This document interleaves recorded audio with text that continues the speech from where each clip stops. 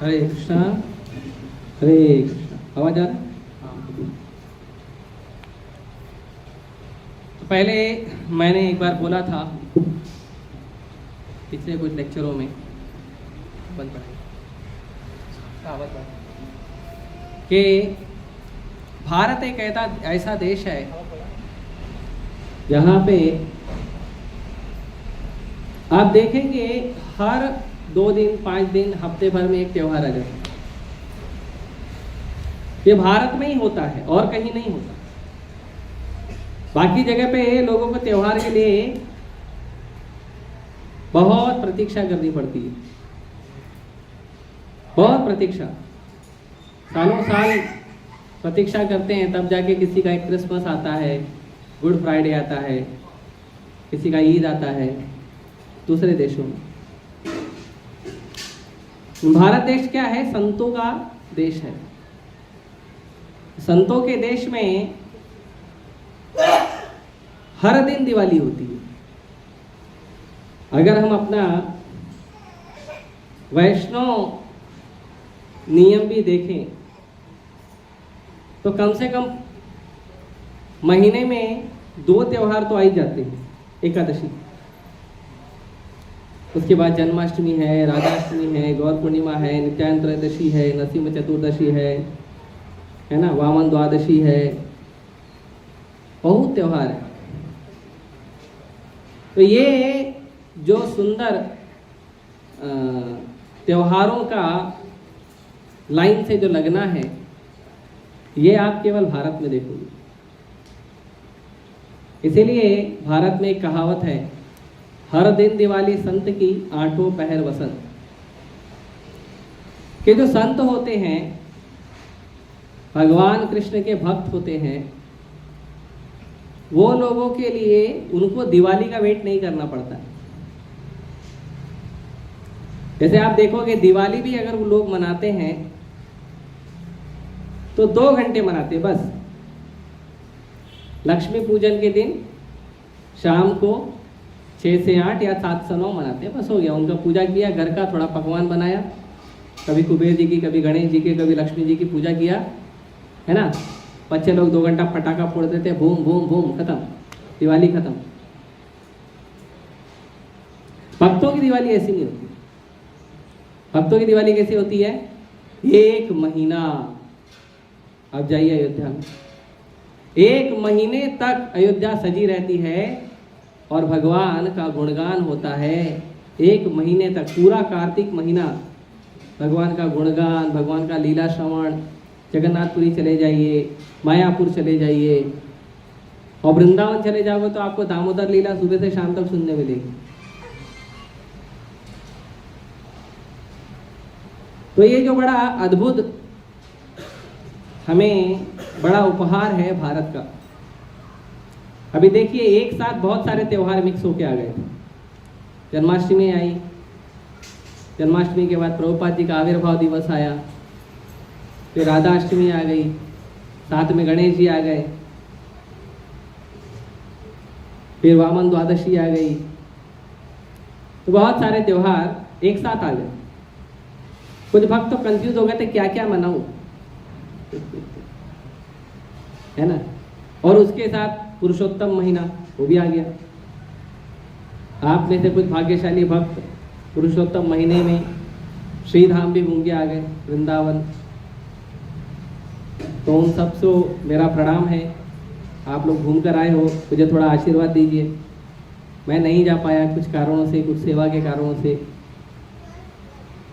तो मैं नहीं जा पाया। आप लोग आशीर्वाद देंगे तो शायद साल में एक बार तो जाऊंगा भगवान के धाम में।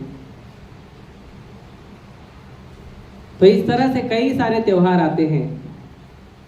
और भक्त लोग त्योहार कैसे मनाते हैं? बम फोड़ के। 2 घंटे का जो थोड़ा छोटा संस्कार होता है, अगरबत्ती दिया लगा दो भगवान का फोटो मूर्ति के सामने, है ना, और ठीक है, आधा घंटा आरती करो और चले जाओ, फूल चढ़ा के चले जाओ। वो भक्ति नहीं है, उसको पूजा थोड़ी बोलते। पूजा और भक्ति आपको इस्कॉन में देखने मिलेगा, सुबह से शाम तक।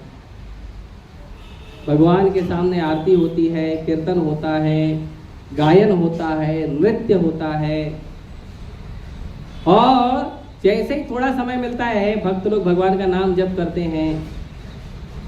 फिर जैसे ही थोड़ा सा और समय मिल गया तो भक्त लोग क्या करते हैं, भगवान की कथा का श्रवण करते हैं। तो आप सब भाग्यशाली लोग आए हैं भगवान की कथा का श्रवण करने, और आप लोगों के आशीर्वाद से मैं थोड़ा प्रयास करूंगा कि भगवान की कुछ कथा चर्चा हो, और भगवान की उन कथा चर्चा से मैं खुद कुछ सीखूं, और प्रयास करूंगा कि कुछ सीख आप लोगों से बांट सकूं।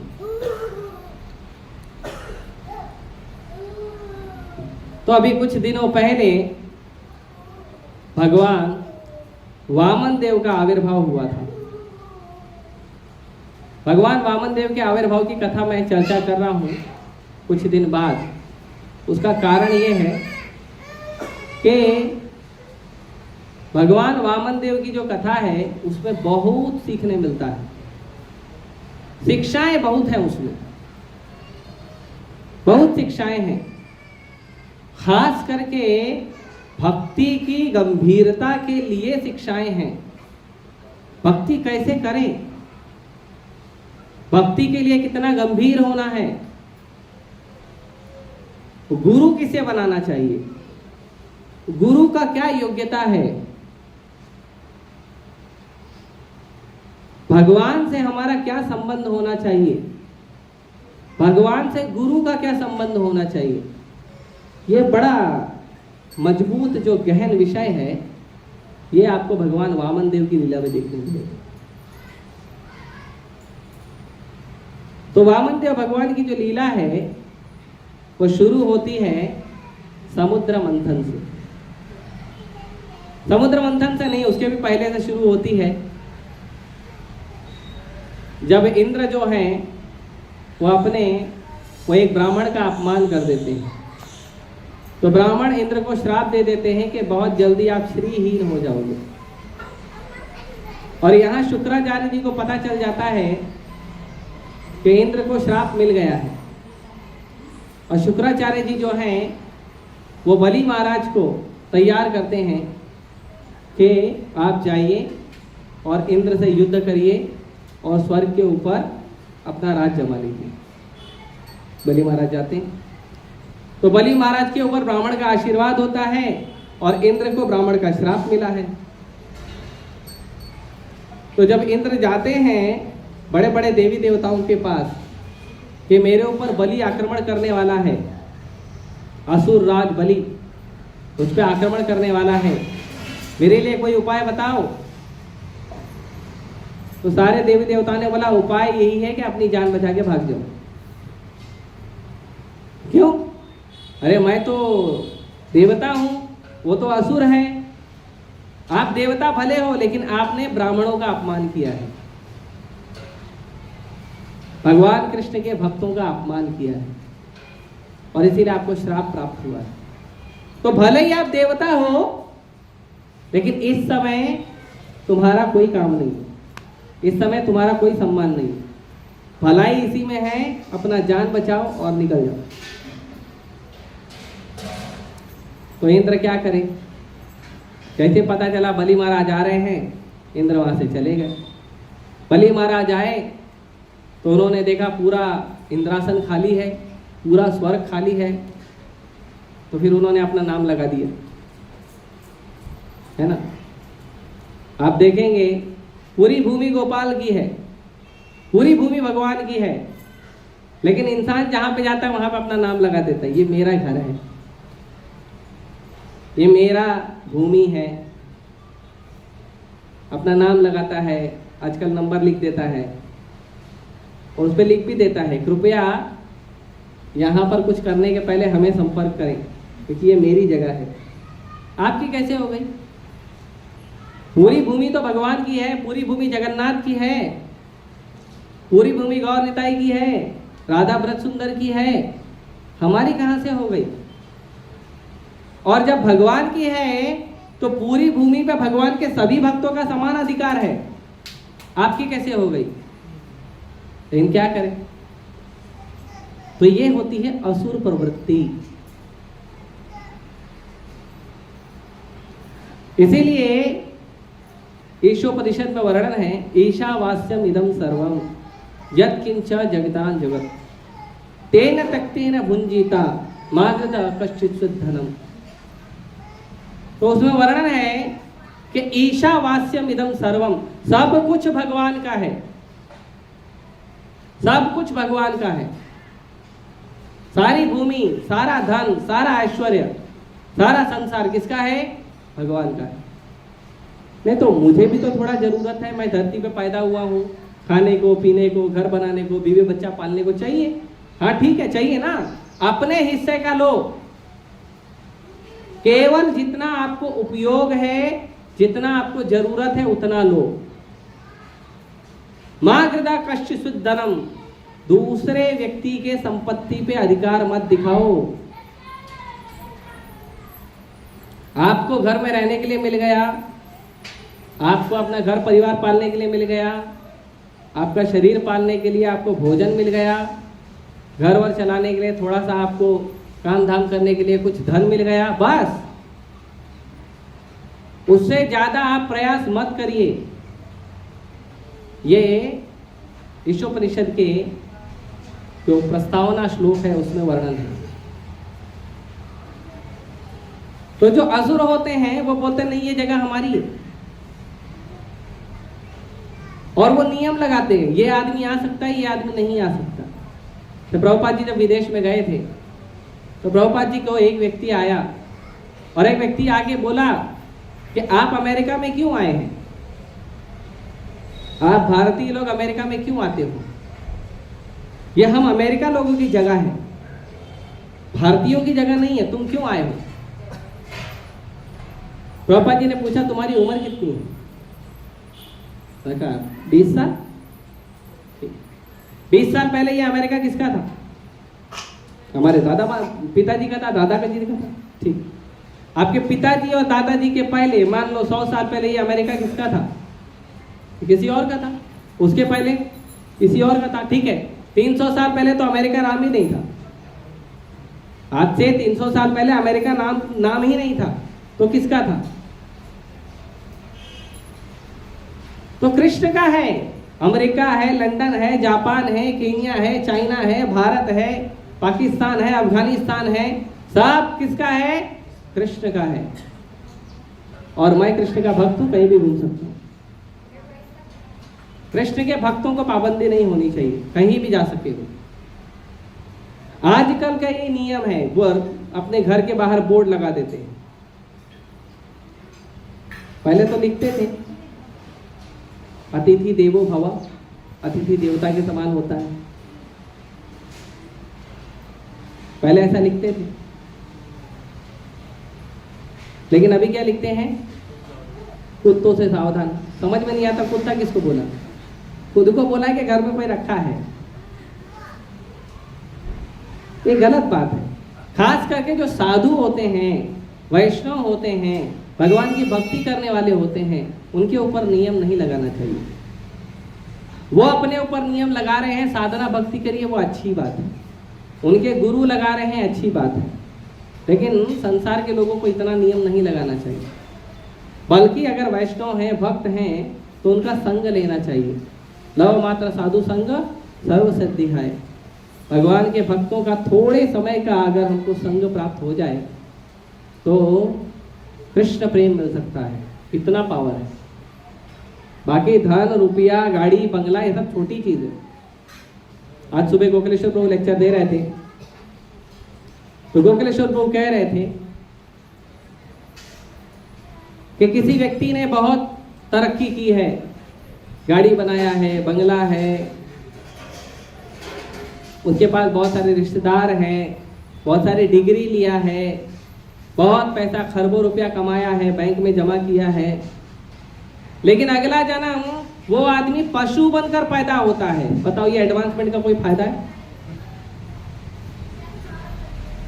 तरक्की किया किया किया किया, इतनी तरक्की किया कि अगले जन्म में पशु बन के पैदा हो गया। तो क्या तरक्की किया? बैंक में 100 करोड़ रुपया जमा है, या 1 करोड़ जमा है, या 20 लाख जमा है, या 5 लाख जमा है, लेकिन वो बैंक में है, और आप अगले जन्म में पशु बनकर पैदा हो रहे हो। यूज करोगे? बड़ा सा बंगला, बड़ी सी गाड़ी यूज करोगे? तो क्या एडवांसमेंट किया हमने? लेकिन अगर साधु का संग करोगे तो अगले जन्म में मनुष्य बनोगे, क्योंकि कृष्ण भक्ति करोगे। तो एडवांसमेंट कहाँ है? कृष्ण भक्ति में है, या अपनी मेहनत पे धन धान और संपत्ति बनाने में है? ये बुद्धिमत्ता का विचार करना चाहिए। तो बलि महाराज पहुंच गए, पूरा इंद्रासन खाली, पूरा स्वर्ग खाली। बलि महाराज बोले ठीक है, अब मेरा हो गया। अपना नेम प्लेट लगा दिए, दिस प्रॉपर्टी बिलोंग्स टू असुर राज दैत्यराज बलि। उन्होंने अपना नेम प्लेट लगा दी। अब इंद्र को रहने को जगह नहीं है, तो ये हुआ कि संधि की जाए। भगवान के पास गए, भगवान को बोले भगवान ऐसा ऐसा क्या करना चाहिए? तो भगवान बोले संधि करो।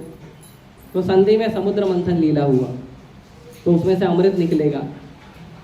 तो इंद्र और बलि दोनों बैठ के संधि किए कि जो अमृत निकलेगा वो आप आधा पीना, हम आधा पिएंगे, लेकिन दोनों मिलके मेहनत करेंगे। तो दोनों को मेहनत में लगा दिया। अब भगवान तो हैं बड़े चतुर हैं, भगवान को असुरों से भी सेवा कराना। भक्ति कैसे बढ़ेगी? जब सेवा करेगा तब ना भक्ति बढ़ेगी, सेवा ही नहीं करेगा तो कैसे भक्ति बढ़ेगी? तो भगवान ने असुरों को भी लगा दिया और देवताओं को भी, दोनों को लगाया, बोला सेवा करो। दोनों ने सेवा किया। हालांकि उनकी सेवा का कोई लाभ ज़्यादा हुआ नहीं, क्योंकि फाइनली भगवान सहस्त्रबाहु रूप लेकर, हाँ, जो वासुकी है उसको एक हाथ से इधर एक हाथ से इधर खुद ही मथने लगे। तो असुर और देवता थक गए थे। तो उसके बाद ये हुआ, भगवान मोहिनी अवतार लिए। मोहिनी अवतार ने क्या किया? देवताओं को अमृत पिला दिया और असुरों को पानी पिला दिया सादा। तो असुरों को गुस्सा आ गया, ये तो हमारे साथ चीटिंग हो गया। तो असुरों ने युद्ध किया, घमासान युद्ध हुआ। उसको बोलते हैं फर्स्ट वर्ल्ड वॉर। पहला वर्ल्ड वॉर था वो। और पहला वर्ल्ड वॉर किसके बीच में हुआ था? देवताओं और असुरों के बीच में।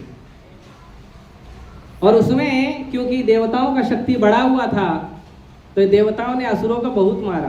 गाजर मूली टमाटर जैसे एकदम काटा उनको, बहुत काटा, बहुत मारा उनको। बलि को भी मार दिया। बलि असुर राज थे लेकिन मार दिया।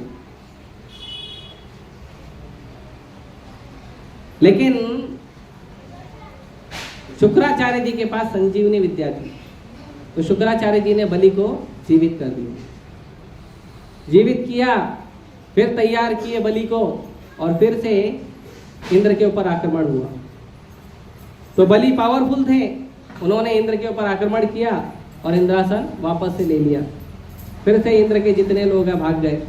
देखो, हमको समझना चाहिए कि जो इंद्र है वो स्वर्ग में रहता है ना। बहुत सारे लोग प्रचार करते हैं, इस्लाम स्वीकार कर लो आपको स्वर्ग मिलेगा, क्रिश्चियनिटी स्वीकार कर लो आपको स्वर्ग मिलेगा। उनको बोलो हमको नहीं चाहिए। स्वर्ग के बारे में हम पढ़ चुके हैं। जो व्यक्ति स्वर्ग में रहता है, कोई ना कोई असुर पहुंचे रहता है वहां पे। क्या करेंगे स्वर्ग लेके? आप स्वर्ग में खेल रहे हो, बढ़िया प्रसाद खा रहे हो, नाच रहे हो, गा रहे हो, उतने में एक आदमी आया, बोला भागो। क्या हुआ? रेड पड़ गई है। असुरों ने रेड मार दिए। इनकम टैक्स का रेड होता है ना, रेड पड़ गई, भागो। अभी क्या करोगे? और कितनी बार भगाया जाता है। कभी हिरण्याक्ष है, कभी हिरण्यकशिपु है, कभी रावण है, कभी कुंभकर्ण है, कभी दैत्यराज बलि है, कभी वृत्रासुर है। हर समय वो बेचारा को नाश्ता नहीं होता होगा, एक असुर आ जाता है और लोग बोलते हैं स्वर्ग में आ जाओ, स्वर्ग में कृपा मिलेगी। तो उनको बोलो भाई हमको स्वर्ग नहीं जाना, हमको स्वर्ग के ऊपर जाना है, वैकुंठ धाम जाना है, भगवान के धाम जाना है। तो ये समझना चाहिए। तो कोई बोले तो बोलो देखो आपको अच्छा लगता है आप करो, if you are interested to go to Swarga very nice, please go, मेरे को मत लेके जाओ, मुझे नहीं जाना। हमने इंद्र का बहुत पिटाई सुना है, हम इंद्र के साथ मार नहीं खाना चाहते। खाना चाहते हो? प्रसाद खाना चाहते हो, मार खाना चाहते हो? हाँ, आप धरती पे भले रहो, भगवान का प्रसाद खाओ, इस्कॉन में रहो, नाचो गाओ, भगवान का प्रसाद खाओ, वो बेटर है, वो स्वर्ग से ज्यादा बेटर है। लेकिन स्वर्ग में जाके आपने थोड़ा सा वहां पे सोमरस पान क्या किया, तुरंत असुर पहुंच जाएगा। महाभारत में वर्णन है कि सोमरस के लिए तो गरुड़ जी का भी युद्ध हुआ था देवताओं के साथ। वो एक अलग कथा है, बड़ी कथा है, कद्रु और विनीता की। तो देवता बेचारे हमेशा झगड़ा करते रहते हैं, क्या करेंगे? जिसको पोस्ट पोजीशन मिलता है ना उसको झगड़ा करते रहना पड़ता है, क्योंकि कभी भी कोई भी आके लड़ाई करते रहता है। इसके लिए दुनिया में जितनी भी पोस्ट पोजीशन है ना उसके लिए लड़ाई नहीं करना चाहिए। एक ही पोस्ट के लिए लड़ाई करो जिसकी वैकेंसी हर जगह पे, और वो है कृष्ण भक्ति। भगवान का भक्त बनने का पोस्ट पूरा खाली है। भजन करो, भक्त बन जाओ। और भगवान पोस्ट देने के लिए लालायित हैं, आपको पोस्ट देने के लिए तैयार हैं कि आप आए कब तो भगवान वो पोस्ट पे आपको बिठा दे। ये पोस्ट खाली है और सबसे अच्छी पोस्ट है, सबसे ज्यादा सुरक्षित है। आपकी पोस्ट की रखवाली करने के लिए स्वयं भगवान का सुदर्शन चक्र खड़ा रहेगा। अब भगवान के सुदर्शन चक्र से लड़ाई करने की किसी में हिम्मत तो है नहीं। तो बलिराज आक्रमण किए। अब इंद्र बेचारे यहां वहां भाग रहे हैं, अपना वेश बदलकर कहीं कहीं छुप रहे हैं। तो कश्यप मुनि की पत्नी है, एक का नाम है दीति, एक का नाम है अदिति। दीति और अदिति। आजकल अदिति नाम जो है वो पिक्चर से फेमस हुआ है, 2-3 गाने आ गए थे अदिति नाम है? लेकिन ये अदिति कौन है वो पता रहना चाहिए।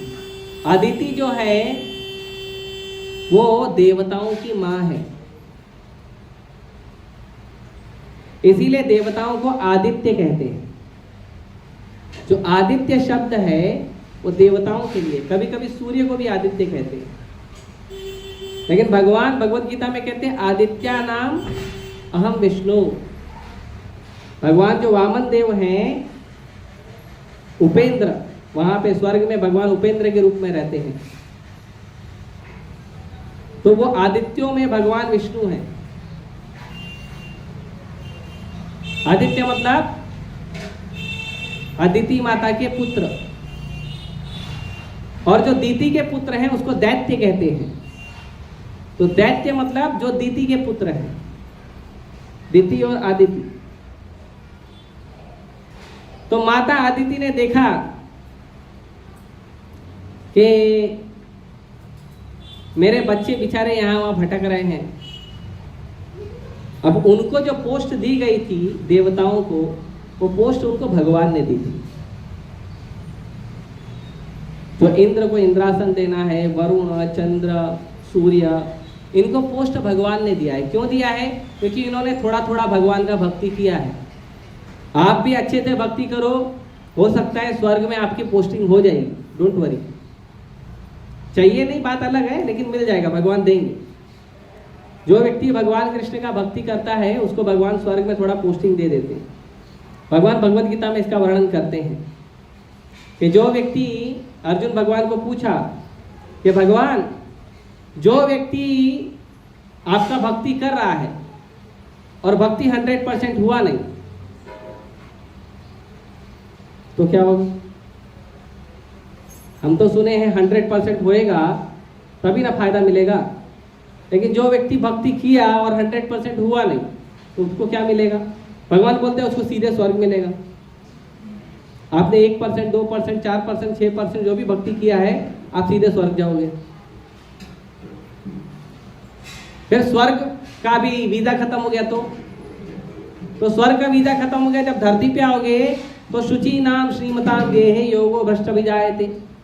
तो जब स्वर्ग से आप वापस नीचे आओगे तो वापस इस धरती पे आपको अमीर ब्राह्मण घर में जन्म मिलेगा। मतलब आपका भक्ति कंटिन्यू होगा, आपका भक्ति को नुकसान नहीं होगा। तो जो भक्ति करने वाला है उसके दोनों हाथ में लड्डू है। इसके लिए कर्मकांड नहीं करना चाहिए।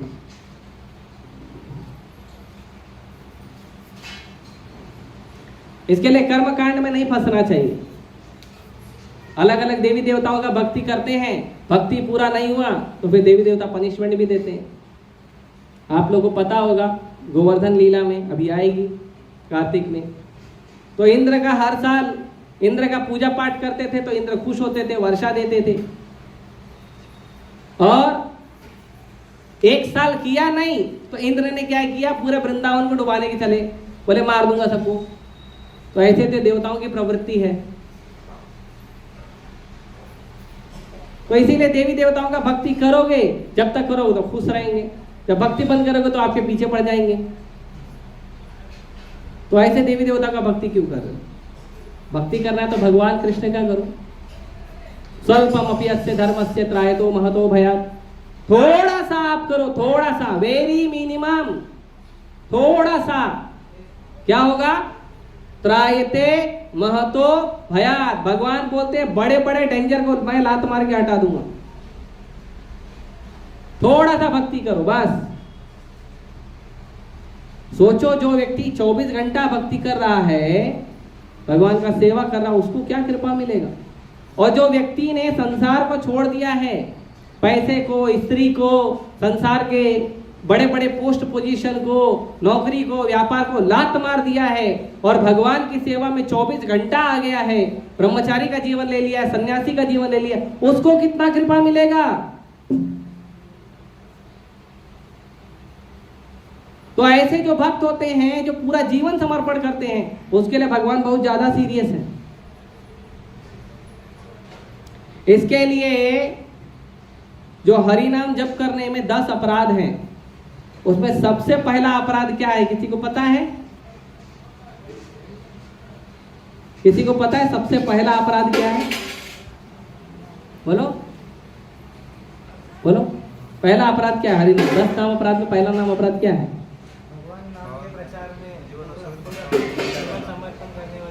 हाँ, भगवान नाम के प्रचार में जीवन समर्पित करने वाले भक्तों की निंदा करना।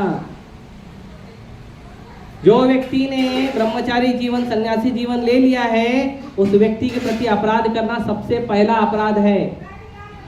बाकी अपराध बाद में है। ब्रह्मा विष्णु को, ब्रह्मा और शिव को विष्णु के समान समझना ये दूसरा है, लेकिन उसके पहला अपराध क्या है? भगवान विष्णु के प्रचार में, भगवान कृष्ण के प्रचार में जो व्यक्ति ने जीवन समर्पित किया है, ब्रह्मचारी जीवन लिया है, सन्यासी जीवन लिया है, ऐसे भक्तों के प्रति अपराध करना सबसे बड़ा अपराध है। बड़ा सावधान रहना चाहिए। इसीलिए पद्म पुराण में वर्णन है कि जो व्यक्ति भगवान कृष्ण का भक्ति करता है, वो व्यक्ति जो है देवताओं के भी ऊपर का पद प्राप्त करता है। वो व्यक्ति देवता नहीं होता, वो देवताओं से भी ऊपर होता है। आपके सामने दिखता है इंसान है, तिलक लगाया, धोती कुर्ता पहन के घूम रहा है, हरे कृष्णा कर रहा है, लेकिन वो साधारण नहीं है। और भागवतम तो भरा है ऐसे उदाहरण से कि जहां पे बड़े बड़े ऋषि मुनि आए और भगवान के भक्त के प्रति अपराध किए और भगवान उनको दंड दिए। देवता आए, भगवान ने देवता को भी दंड दिया। पूरा श्रीमद् भागवतम दशम स्कंद पढ़ लीजिए, बहुत सारे देवता आए। कौन से देवता है? ब्रह्मा जी, इंद्र, ऐसे ऐसे देवताओं का भगवान ने पूरा चटनी बनाया, उनका बहुत भयंकर दंड दिया। ब्रह्मा जी से तो भगवान ने बात ही नहीं किया, दंड ऐसा दिया, सिंपली इग्नोर, बात ही नहीं किया। अपना चारों सर ब्रह्मा जी भगवान के चरणों में लगा रहे हैं, नतमस्तक कर रहे हैं, गोल गोल गोल गोल मिट्टी में घूम रहे हैं, भगवान बात ही नहीं किए। ब्रह्मा जी बात किए, प्रणाम किए, उनको समझ गया भगवान जरूरत से ज्यादा गुस्से में चले गए। तो भगवान के भक्तों के प्रति बहुत सीरियस होना चाहिए, ये साधारण नहीं है। और खासकर जिन्होंने 24 घंटे का जीवन समर्पण किया, ये बहुत महत्वपूर्ण है। आपके साथ बात कर रहे हैं, उठ रहे हैं, बैठ रहे हैं, खेल रहे हैं, प्रसाद ले रहे हैं, आरती कर रहे हैं, इसका मतलब वो साधारण नहीं है। प्रभुपाद जी कहते हैं कि जिस भक्त के साथ आप प्रसाद ले रहे हो, जिस भक्त के साथ आप सेवा कर रहे हो, आपको पता चल गया ना गोलोक वृंदावन में उस भक्त का क्या पोजीशन है, आप चक्कर खा के गिर जाओगे। हम सबका भगवान के धाम में एक एक सेवा है। भक्ति करो, अपने आप को परफेक्ट करो, पता चलेगा क्या सेवा है। इसीलिए दूसरे भक्तों के प्रति अपराध नहीं करना चाहिए, कृष्ण भक्तों के प्रति बिल्कुल नहीं, और उसमें भी अगर ब्रह्मचारी सन्यासी है तो बिल्कुल नहीं। ये हमें बहुत सतर्क होकर समझना चाहिए। देवी देवताओं के प्रति एक बार हो गया, भगवान के प्रति हो गया, नो प्रॉब्लम। हरे कृष्ण मंत्र जप करो, आपको उससे मुक्ति मिल जाएगी। हरि स्थाने अपराधे तारे हरि नाम, तुम स्थाने अपराधे नहीं परित्राण। भगवान कृष्ण के प्रति अगर अपराध हो गया तो हरे कृष्ण मंत्र जप करो, अपराध मुक्त हो जाएगा। लेकिन भगवान कृष्ण के भक्तों के प्रति अपराध हो गया ना, दूसरा कहीं जगह नहीं है। सतर्क रहना चाहिए। तो देवी देवता जो हैं वो बेचारे होमलेस हो गए, घर नहीं है, अभी क्या करें, कहाँ घूमे, है ना। बलि महाराज आके बैठ गए अपना इंद्रासन लेके। तो माता अदिति को दुख हो गया, मेरे बच्चे घूम रहे हैं यहाँ वहाँ। हालांकि बच्चे तो बड़े बड़े हैं, इंद्र है बच्चा तो लेकिन माँ तो माँ है। तो माँ ने कश्यप को बोला, सुनो हमारे बच्चे जो हैं वो गली गली भटक रहे हैं, उनको जो पोस्ट पोजीशन भगवान ने दिया है, भगवान का दिया हुआ पोस्ट पोजीशन वो नहीं उपयोग कर पा रहे हैं, अच्छी बात नहीं है। अब देखो जानबूझ के दूसरे की प्रॉपर्टी पे तो उन्होंने हाथ डाला नहीं है, लेकिन बलि महाराज दूसरे की प्रॉपर्टी लेके बैठा है। भगवान ने दिया हुआ, अधिकारी ने दिया हुआ जो प्रॉपर्टी है, उस प्रॉपर्टी के ऊपर बलि महाराज ने आक्रमण किया है।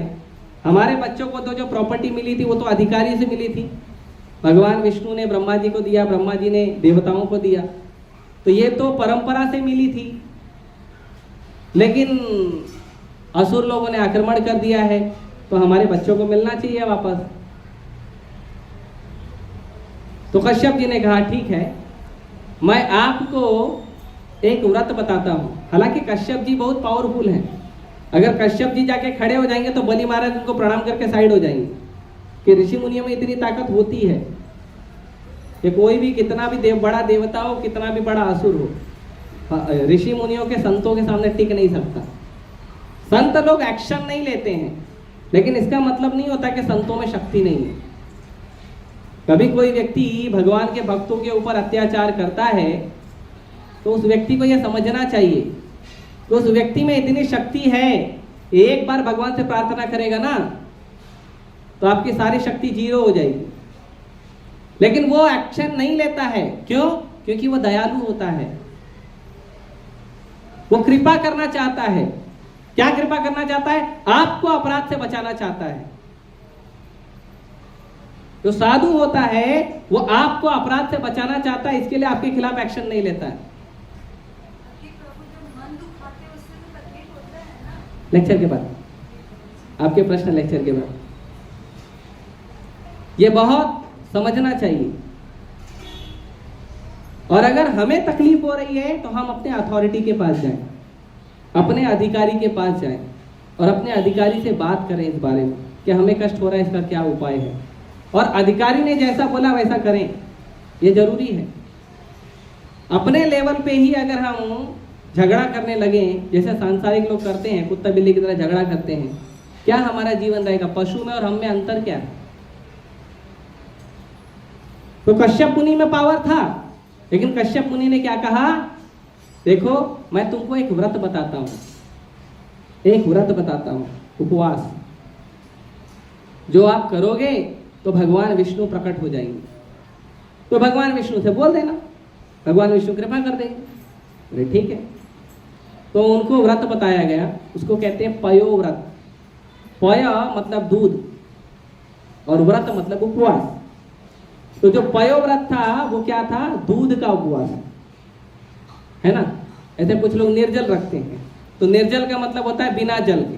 कुछ लोग सजल रखते हैं, तो सजल का मतलब होता है पानी पीकर। ऐसे पयोव्रत होता है। पयोव्रत मतलब केवल दूध पीकर। केवल दूध पीकर आप नहीं रह सकते। वो दूध का बहुत शक्ति बहुत है। कुछ लोगों को लगता है कि दूध नहीं पिएंगे, पनीर नहीं खाएंगे, दही नहीं खाएंगे, नॉनवेज खाएंगे तो उससे पावर मिलेगा। वो सब बुद्धू एक नंबर के, सब एक नंबर के बुद्धू हैं। भगवान ने जो चीजें आपको दी है पाने के लिए, उपयोग करने के लिए, आहार के लिए, वो सबसे उत्तम है। अपने मन से बुद्धि लगाकर गलत काम और पाप मत करिए। तो पयोव्रत रखने के लिए कहा गया। माता ने पयोव्रत शुरू किया और पयोव्रत भगवान का सुबह से लेकर शाम तक पूजा अर्चना भजन, भोग लगी तो दूध पीना, बस भगवान को भोग लगाओ, दूध पियो। माता ने पयोव्रत किया। पयोव्रत जैसे ही संपूर्ण हुआ, भगवान विष्णु शंख चक्र गदा पद्म मुकुट कुंडल और वैजंती माला पहने हुए भगवान प्रकट हो गए। माता अदिति के सामने। माता अदिति बहुत प्रसन्न हुई, भगवान बहुत प्रसन्न हुए। भगवान बोले बहुत बहुत धन्यवाद, आपने मेरे प्रति बहुत अच्छी भक्ति दिखाई है, बहुत अच्छी श्रद्धा दिखाई है, इसके लिए बहुत बहुत धन्यवाद। मैं आपसे प्रसन्न हूं, बोलो आपकी क्या सेवा करूं। तो माता अदिति ने कहा कि भगवान मेरे बच्चे जो है ना, जिनको आपने पोस्ट दिया था, जिनको आपने इंद्रासन सिंहासन दिया था, वो मेरे बच्चे यहाँ वहाँ गली गली भटक रहे हैं। मेरे बच्चों का जो अधिकारी रूप से आपके द्वारा दिया गया जो उनका राज है वो वापस दिला दो। भगवान बोले बस।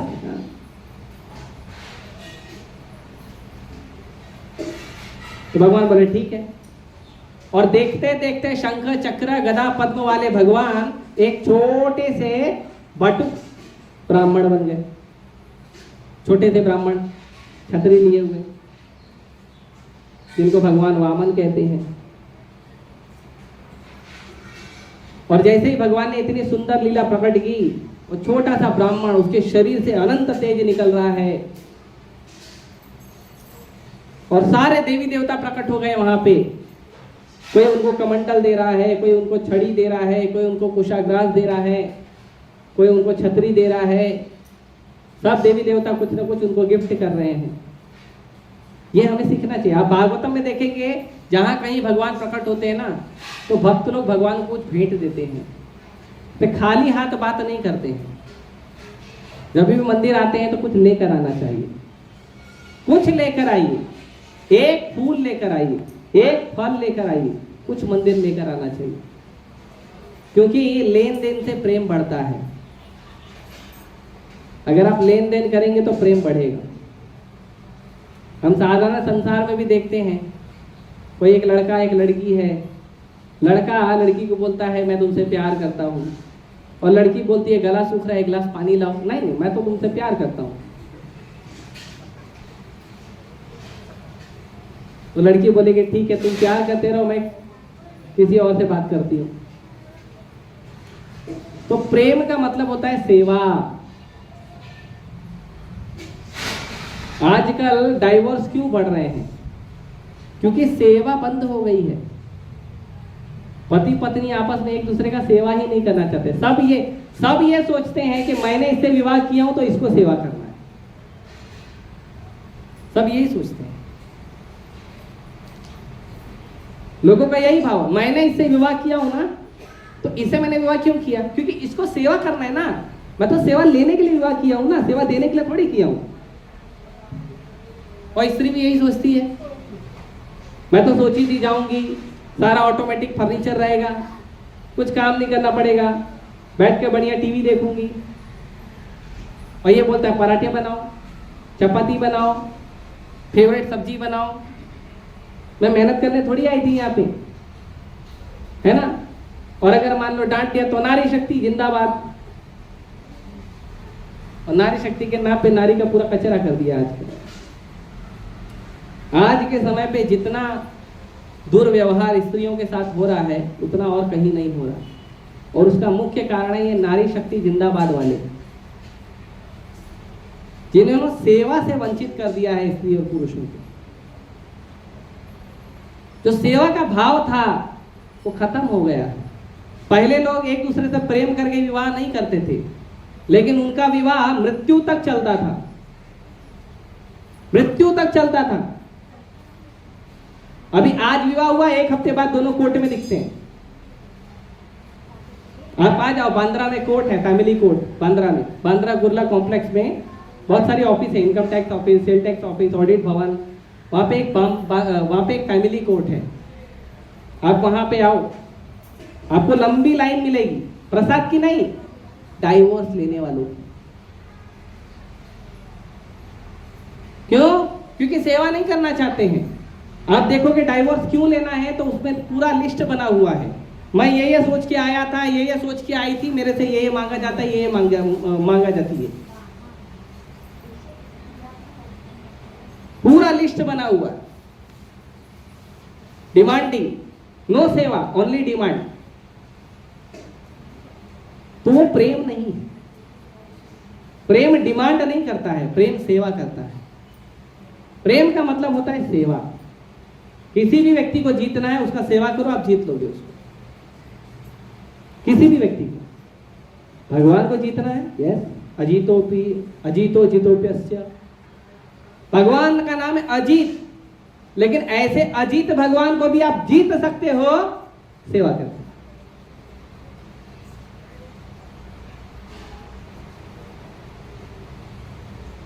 तो भगवान प्रकट हुए वामन देव के रूप में, और भगवान ने बताया कि आप लोगों ने मेरा पूजा किया था कई जन्मों पहले, मैं अभी प्रकट हुआ हूं, ये मेरा दूसरा अवतार है।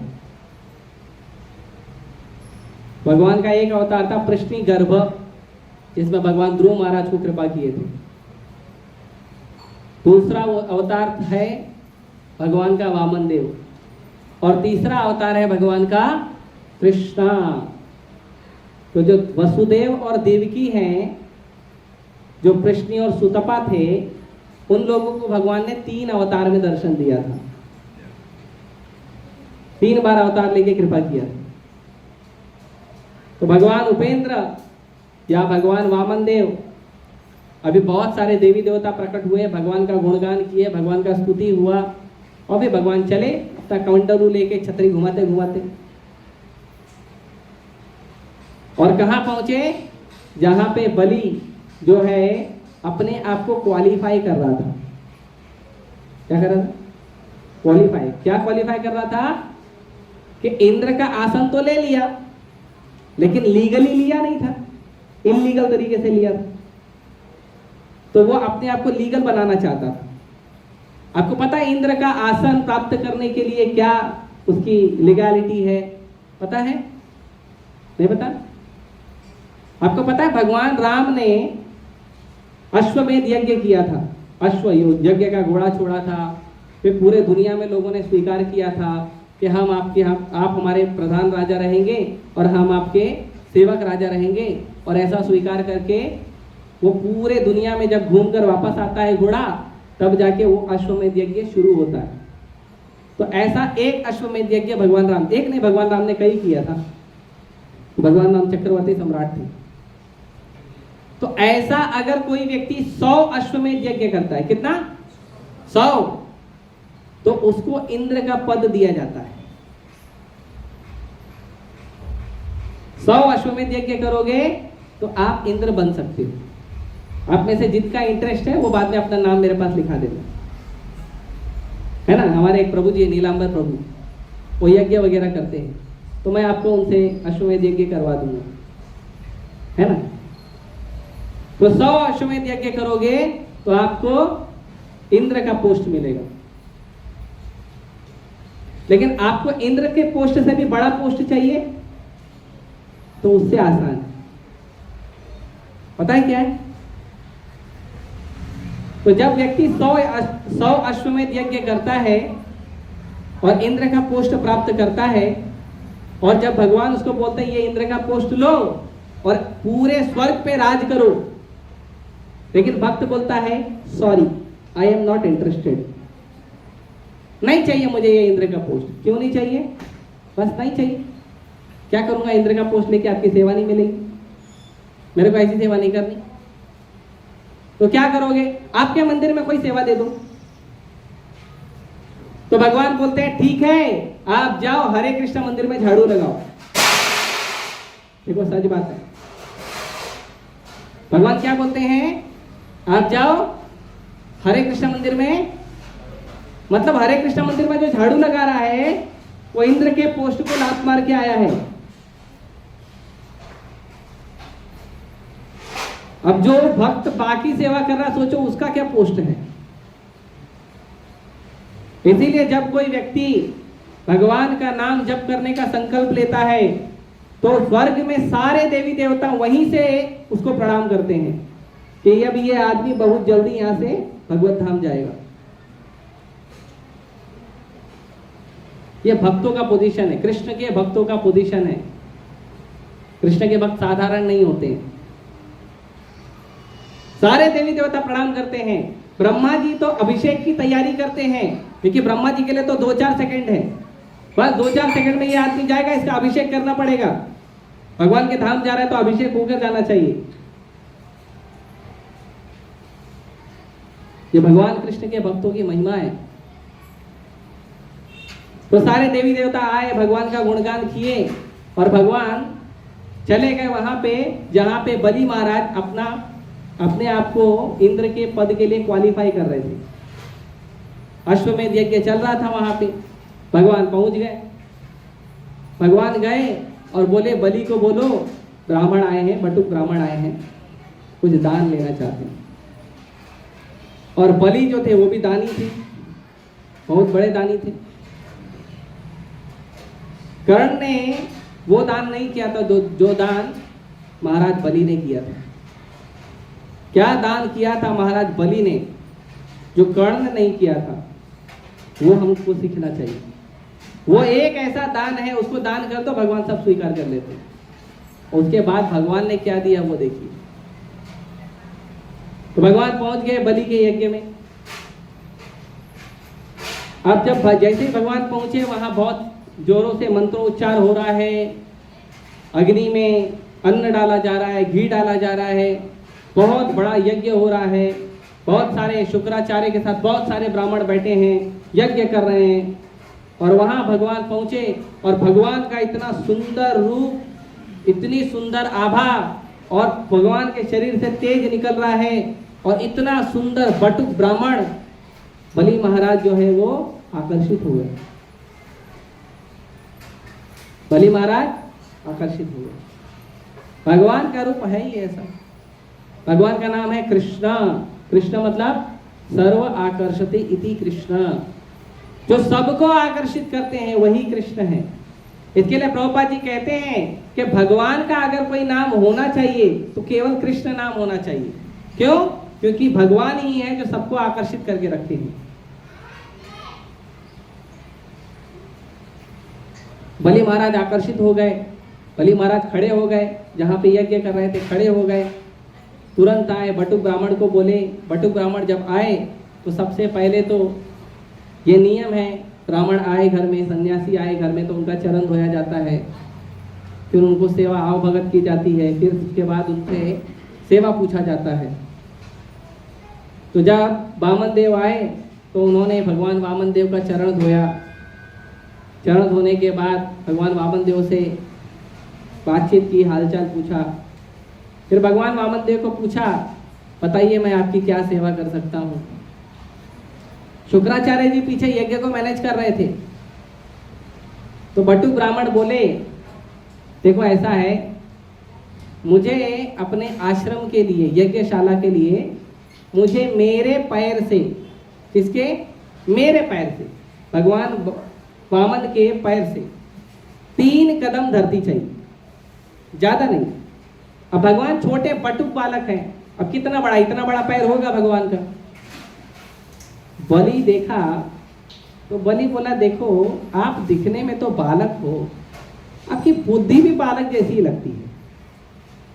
आप बोलो ये आपके जो छोटा सा पैर है, 3 इतना छोटा सा जो पैर है, सर 3 पग आप मांगकर क्या कर लोगे, उसमें क्या होगा?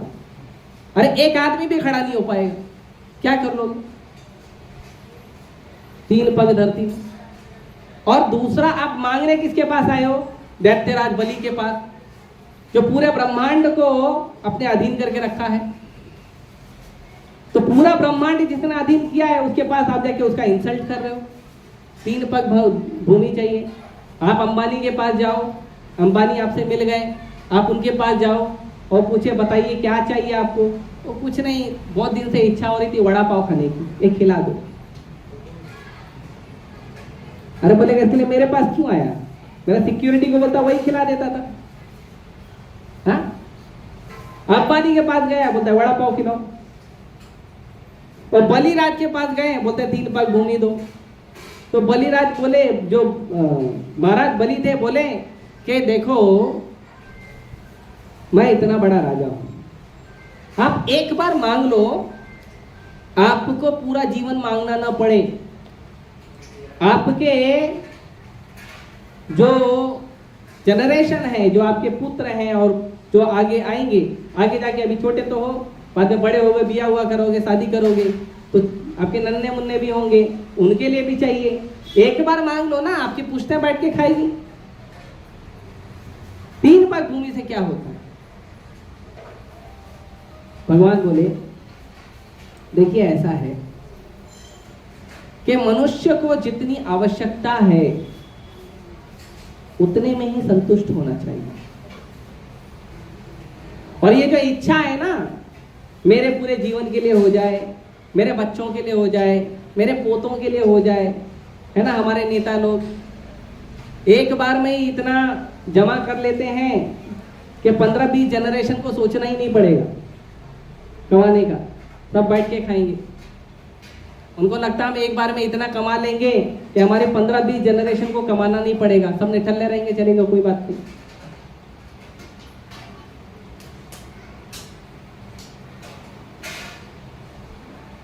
तो भगवान ने कहा देखो इच्छाओं का क्या है, इच्छाएं बढ़ते रहती हैं। मुझे जितनी आवश्यकता है उतना अगर मैं लेकर संतुष्ट हो जाता हूं तो वो मेरे लिए आनंद का विषय है। लेकिन अगर इच्छाओं के आधार पे देखोगे कि मैं यहां का राजा बन जाऊं, वहां का मंत्री बन जाऊं, वहां का मालिक बन जाऊं, क्या भक्तों में भी देखो इस मंदिर का मालिक बन जाऊं, उसका मठाधीश बन जाऊं, अगर ये सब भावना रहेगी तो भगवान ने इनडायरेक्टली बलि को समझाया कि तीनों लोग प्राप्त करने के बाद भी आप संतुष्ट नहीं रह सकते। बलि तो प्राप्त कर लिया था ना, बस खाली भगवान का साइन चाहिए था चेक के ऊपर कि बस पोस्ट हमारा हो गया, साइन कर दो, है ना। 100 या के कंप्लीट भगवान साइन कर देते, पोस्ट हो गया। भगवान बोले गलत बात, आपको जितना प्राप्त हो रहा है और जितनी आपकी आवश्यकताएं हैं उतने में संतुष्ट रहने का प्रयास करिए। प्रयास मत करिए कि आपको ज्यादा प्राप्त हो। तो कोई कहेगा अरे ऐसे कैसे प्रयास ना करें, कल नहीं मिला तो। आपकी उम्र कितनी है? 24। 24 साल तक मिला ना, तो आगे भी मिलेगा ना। हमारी उम्र कितनी है? आप देखो इतनी उम्र तक मिला ना, तो आगे भी मिलेगा। क्यों टेंशन लेते हैं? नहीं मिला तो नहीं मिला तो उपवास करो। एक कहावत है यूपी का, कहीं घनी घना, कहीं मुट्ठी भर चना, कहीं सब कुछ मना। मतलब कभी अगर आपके पास होगा तो हो सकता है बहुत धन धान हो, कहीं मुट्ठी भर चना, कभी इतना होगा खाली आपके खाने इतना हो, और कहीं सब कुछ मना, भगवान की इच्छा, उपवास करो।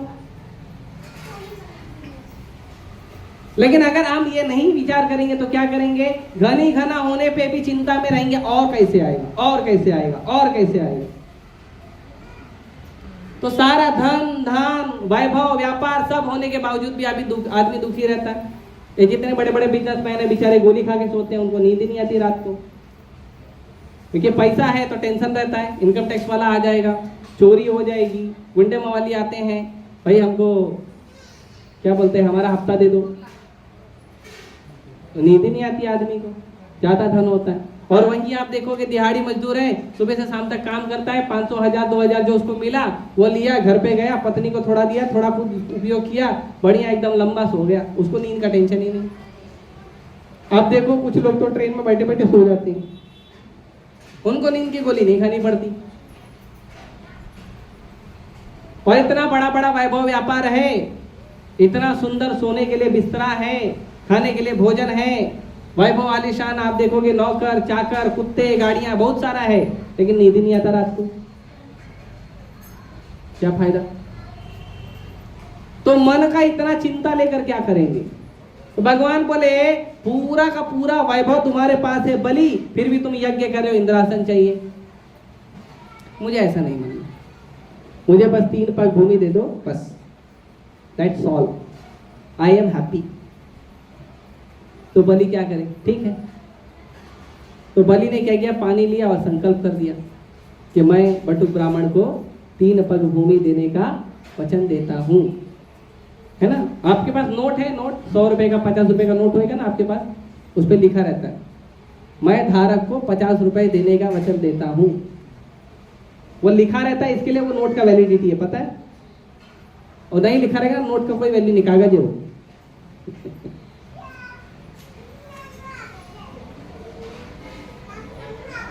तो भगवान को उन्होंने जैसे ही वचन दिया, पीछे से शुक्राचार्य आ गए और शुक्राचार्य बोले अरे रुको, क्या कर रहे हो। अरे क्या हुआ, तो ब्राह्मण है उसको दान करो। नहीं, दान नहीं करना, तुमको मालूम नहीं है ये कौन है। कौन है, ये बहरूपिया है। ये क्या है, बहरूपिया है। सच में बहरूपिया है। नरसिंह वाहन वामन वराह राम कृष्ण कितना रूप लेते हैं, एक रूप तो लेते नहीं भगवान, बहुत सारे रूप लेते हैं।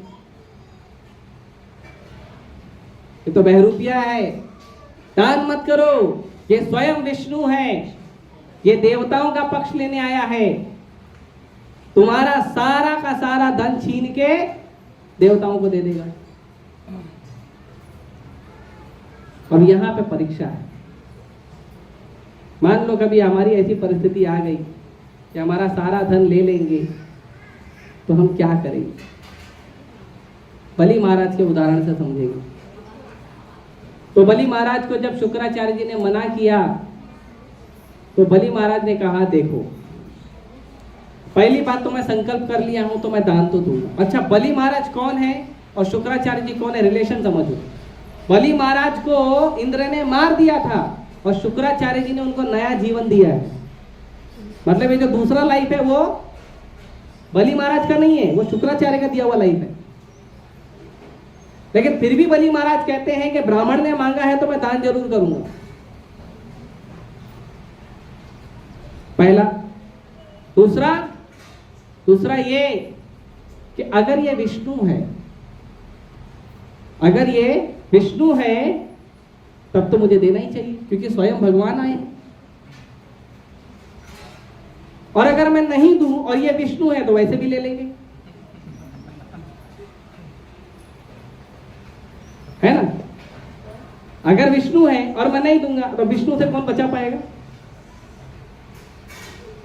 तो शुक्राचार्य जी बोले तुम मेरा बात नहीं मान रहे हो, मैं तुम्हें श्राप देता हूं कि तुम तुरंत श्रीहीन हो जाओ। भगवान उसी का वेट कर रहे थे। ब्राह्मण का आशीर्वाद था, इसीलिए बलि बना था, शक्तिशाली बना था। भगवान वेट कर रहे थे ब्राह्मण का श्राप मिले। भगवान बीच में कुछ नहीं करते, भगवान खाली पूरा पीछे से बैकग्राउंड अरेंजमेंट करते हैं और मजे करते हैं। इसके लिए हमारे जीवन में जो सुख हो रहा है, दुख हो रहा है, उसके भगवान जिम्मेदार नहीं है, वो हम ही जिम्मेदार हैं। हमारे जीवन के सुख दुख के जिम्मेदार भगवान नहीं है, हम हैं। और हमारे जीवन में भक्ति के जिम्मेदार भी हम हैं। तो शुक्राचार्य जी ने उनको श्राप दे दिया। बलि महाराज श्राप प्राप्त किए, फिर भी अपने वचन पे अडिग रहे, नहीं मैं भगवान को भूमि दान करूंगा। उन्होंने शुक्राचार्य जी को जीवन दान देने वाले गुरु को रिजेक्ट कर दिया, रिजेक्ट कर दिया। इससे हमें सीखना चाहिए कि कोई भी व्यक्ति जो हमें भक्ति सिखाता है, हमें भगवान के पास लेकर जाता है, हमें केवल ऐसे व्यक्ति का, ऐसे जो गुरु हैं उनका ही हमें हाथ पकड़कर चलना चाहिए। जो व्यक्ति किसी को भी भगवान से दूर करता है, भगवान के मंदिर से दूर करता है, भगवान की भक्ति से दूर करता है, इमीडिएटली रिजेक्ट करो उसको। Who are you? आप हो कौन? भगवान से दूर करने वाले आप होते कौन? मंदिर से दूर करने वाले आप होते कौन? मंदिर भगवान का घर है, सबका घर है, कोई भी रह सकता है, कोई भी आ सकता है। थोड़े नियम होने चाहिए बस। मंदिर भगवान का घर है, भगवान से कोई किसी को दूर नहीं करना चाहिए। और जो व्यक्ति आपको कहता है आप दूर चले जाओ, आप उस आदमी को रिजेक्ट कर दो। आपका गुरु भी हो तो रिजेक्ट कर दो। बलि महाराज ने रिजेक्ट कर दिया, तुरंत रिजेक्ट कर दिया। आप मेरे गुरु नहीं। तो ये बात बड़ी समझनी चाहिए। इसीलिए गुरु की योग्यता क्या है? गुरु की योग्यता है जो आपको भगवान से जोड़ता है। अगर गुरु भगवान से ना जोड़कर अपनी सेवा में लगा दिया आपको, बस मेरी सेवा करो, तो गुरु की सेवा करने से तो भगवत प्राप्ति होगी। लेकिन अगर गुरु आपको भगवत प्राप्ति के लिए भगवान से नहीं जोड़ रहा है, वो गुरु नहीं है। अगर वो आपको भगवान का ज्ञान नहीं दे रहा है, अगर वो आपको भगवान की सेवा में, भगवान की भक्ति में नहीं लगा रहा है, तो वो गुरु नहीं है। और ऐसे व्यक्ति को तुरंत रिजेक्ट करना चाहिए। आप देखो समाज में बहुत सारे गुरु घूम रहे हैं, बहुत सारे लोग गुरु गुरु बन के घूम रहे हैं। बड़ा बड़ा उनका बैनर रहता है, बड़ा बड़ा ये रहता है। उनको पूछो भगवान का भक्ति का कोई गुणगान करो, कोई कथा करो, कुछ नहीं है। बस बैठेंगे और अपना गुणगान करवाएंगे। और अगर पूछ लो गुरु जी से प्रश्न है, गुरु जी से प्रश्न नहीं पूछेंगे। ये तो इस्कॉन ने चालू किया नियम, प्रश्न पूछो। प्रभुपाद जी ने नियम चालू किया। जब मैं इस्कॉन मंदिर आया तो मुझे सबसे अच्छी बात यही लगी कि आध्यात्मिक जीवन में कुछ भी हमारे मन में विचार हो तो हम प्रश्न पूछ सकते हैं। ये इस्कॉन ने चालू किया। तो प्रश्न पूछने का अधिकार शिष्य का है। कैसे अधिकार शिष्य का है? भगवान कहते हैं तद विद्धि प्रणिपातेन परिप्रश्नेन सेवया उपदेक्षन्ति तज्ज्ञानम ज्ञानिनः तत्त्वदर्शिनः। सबसे पहले गुरु को जाके प्रणाम करो, उसके बाद उससे प्रश्न पूछो। आप कौन है? आपका अधिकारी कौन है? आपका गुरु कौन है? और आपका जो गुरु है वो गुरु परंपरा से जुड़ा है कि नहीं, कृष्ण से जुड़ा है कि नहीं, आपका गुरु मुझे कृष्ण भक्ति का ज्ञान देगा या नहीं, वो पूछना चाहिए। अगर वो ऐसा करता है तो क्या करो? तब उसकी सेवा करो। अगर वो ऐसा नहीं करता है तो उसकी सेवा मत करो, छोड़ दो उसको, दूसरा गुरु ढूंढो। तो जो प्रामाणिक गुरु होगा वो क्या करेगा? ज्ञानिनः तत्त्वदर्शिनः, आपको तत्व से भगवान दिखाएगा। भगवान जैसे हैं वैसे यथारूप एज इट इज भगवान को दिखाएगा। ये गुरु की योग्यता है। अगर कोई गुरु आपको भगवान से नहीं मिलाता है, भगवान की सेवा में नहीं लगाता है, वो गुरु नहीं है, वो ढोंगी है। जो व्यक्ति आपको भगवान कृष्ण की सेवा में नहीं लगाता, जो आपको हरे कृष्ण मंत्र जप करने के लिए सेवा में नहीं लगाता, ग्रंथों के अध्ययन करने के लिए नहीं लगाता है, मंदिर में नहीं बुलाता है, मंदिर में सेवा में नहीं लगाता है, सब ढोंगी है, कोई गुरु नहीं। प्रभुपाद जी बोलते हैं दुनिया में एक ही गुरु है, बस एक, और वो है कृष्ण। और जो कृष्ण के शब्दों को रिपीट करता है वो गुरु है। बस यही गुरु है। बाकी सब बोगस है। बाकी सब जितने भी है सब ढोंगी है। बाकी लोग गुरु नहीं। ये गुरु की योग्यता है। बलि महाराज ने तुरंत रिजेक्ट कर दिया। अब बलि महाराज ने रिजेक्ट किया भगवान को बोला भगवान लीजिए अब 3 पग भूमि नाप ली। अब भगवान क्या किए, अपना शरीर बढ़ाना शुरू कर दिए। भगवान शरीर बढ़ाते गए बढ़ाते गए बढ़ाते गए बढ़ाते गए बढ़ाते गए बढ़ाते गए, भगवान का चेहरा दिखना बंद हो गया। चेहरा आकाश के ऊपर दिख क्या रहा है, खाली पैर और पैर का नाखून बस। बाकी भगवान का है, भगवान दिख ही नहीं रहा है, भगवान का थोड़ा सा पैर दिख रहा है, बाकी सब आसमान के ऊपर। कहाँ गया भगवान का शरीर, कोई देख ही नहीं, खाली पैर दिख रहा है। और जितने असुर थे सब भाग गए, खाली बलि महाराज खड़े थे, उनका फैमिली खड़ा था। प्रहलाद महाराज, बलि महाराज, उनकी वाइफ, उनकी बिटिया, वो लोग खड़े थे। तो जब भगवान इतने सुंदर बनकर आए थे, तो जो बलि महाराज की बेटी है वो सोची थी कितना सुंदर लड़का है, मैं इसको अपना दूध पिलाऊंगी, इतना सुंदर बालक। लेकिन जब भगवान ने इतना बड़ा शरीर बना लिया तो बोलती है तो छलिया है, चीटर, छले ऐसी विक्रमणे, तो छल करने वाला आदमी है, मैं उस दूध में जहर मिला दूंगी। तो भगवान बोले दोनों आपका एक्सेप्टेड है। तो भगवान ने उसको अगला जन्म पूतना का दिया।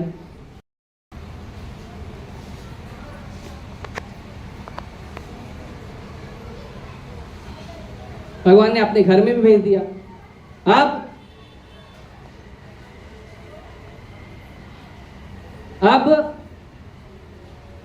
भगवान ने इतना विशाल रूप ले लिया और फिर भगवान ने अपना पहला पैर उठाया और पहले पैर में भगवान ने जितने ऊपर के लोग के सब नाप लिए। और कितना पैर ऊपर उठाया, भगवान पैर ऊपर उठाते गए उठाते गए उठाते गए उठाते गए।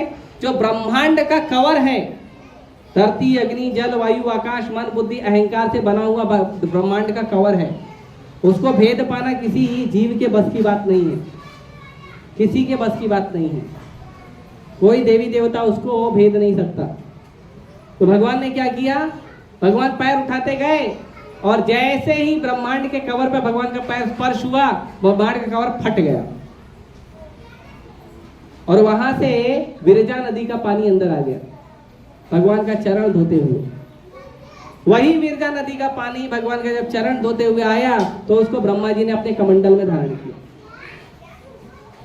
और जब भागीरथ ने प्रार्थना किया, भागीरथ के जनरेशन से जब उन लोगों ने प्रार्थना किया तो वही कमंडल से जल निकला और उसको शिव जी ने अपने सिर पे धारण किया, भगवान का चरणामृत।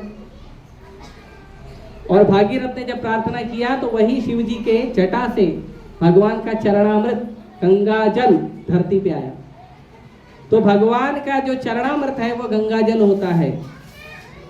आप भगवान का कभी अभिषेक करते हो, जगन्नाथ जी का या गौर निताई का, राधा कृष्ण का, रात जन्माष्टमी, राधा अष्टमी, ये क्या है, भगवान का चरणामृत है। ये क्या है, ये गंगा है, अभिन्न नहीं है। तो इसीलिए ये जो गंगा है ये भगवान का चरण धुवन है, चरणामृत है भगवान का गंगा। फिर भगवान ने दूसरा पैर लिया और नीचे लेके गए, जितना पाताल के जितने लोग थे उसको नाप लिया। भगवान बोले बलि कंप्लीटेड, पूरी दुनिया कंप्लीटेड, पूरा ब्रह्मांड नाप लिया मैंने 2 पैर में, तीसरा रखने को जगह नहीं है, क्या करूं। तुम तो झूठे निकले, तुम तो 3 पग भूमि देने की बात किए थे, 2 पग में तो निपटा दिया मैंने, अब क्या करूं। तो बलि बोला भगवान, जो वस्तु होती है और जो वस्तु का मालिक होता है, तो वस्तु का मालिक वस्तु से बड़ा होता है। अभी कोई चीज है, कोई वस्तु है, वो मेरे पास है तो मैं बड़ा हूं ना, बिना मेरे परमिशन के तो आप ले नहीं सकते। तो जो वस्तु होती है और जो वस्तु का मालिक होता है वो वस्तु से बड़ा होता है। तो ये जो पूरा त्रिभुवन था, ये त्रिभुवन मेरा था, है ना, और आपने ले लिया, लेकिन अभी भी आपने मुझे नहीं लिया, तो आपका तीसरा पैर मेरे सिर पे रखा। तो भगवान ने अपना तीसरा पैर बलि महाराज के सिर पे रखा। ये जो शरणागति है, ये शरणागति कर्ण ने नहीं दिखाया था, भगवान गए थे कर्ण के पास समझाने। स्वयं भगवान कृष्ण कर्ण को समझाने गए थे। तुम मेरी शरण ले लो, ये पांचों पांडव तुम्हारा चरण धोएंगे दिन रात। कर्ण माना नहीं, असुर है ना, कैसे माने? नहीं माने। लेकिन बलि महाराज ने किया। इसीलिए बलि महाराज जो है भक्ति के जो 9 लक्षण हैं, आत्मनिवेदन में बलि महाराज आचार्य है। सब कुछ समर्पित, सब कुछ समर्पित, सब कुछ कृष्ण का है। हमारा क्या है? हमारा कुछ नहीं है। बलि महाराज सब कुछ समर्पित कर दिए भगवान कृष्ण को। और भगवान ने हालांकि जब 2 पग भूमि भगवान ने ले लिया, उसके बाद जब बलि महाराज ने आत्मसमर्पण नहीं किया था, तो जबकि भगवान ने उनको बांधा भी था, गरुड़ जी को बोला था इसको बंदी बना लो, झूठा है 1 नंबर का। लेकिन ब्रह्मा जी आए, ब्रह्मा जी बोले ऐसा तो मत करो, बेचारा जो था दे दिया ना, अब क्यों, अब छोड़ दो। बलि महाराज की पत्नी डांट रही थी, बोल रही जब स्वयं भगवान सामने आए हैं, ये बड़ा मालिक बन के घूम रहा है, भगवान को दे नहीं सकता। स्वयं भगवान सामने आए हैं और भगवान को दान करेगा, भगवान की वस्तु भगवान को दान करेगा? बताइए। आजकल ऐसे ही होता है, लोग समझते हैं हमने मंदिर में दान किया। आपने क्या दान किया? जो भगवान ने आपको दिया आपने वही दान किया है। आपने भगवान का ही भगवान को दिया है। आपका है क्या? ये शरीर भी आपका नहीं है। और शरीर तो छोड़ो, आप खुद आपके नहीं हो, आप खुद कृष्ण के अंश हो। आप क्या दान कर सकते हो भगवान को?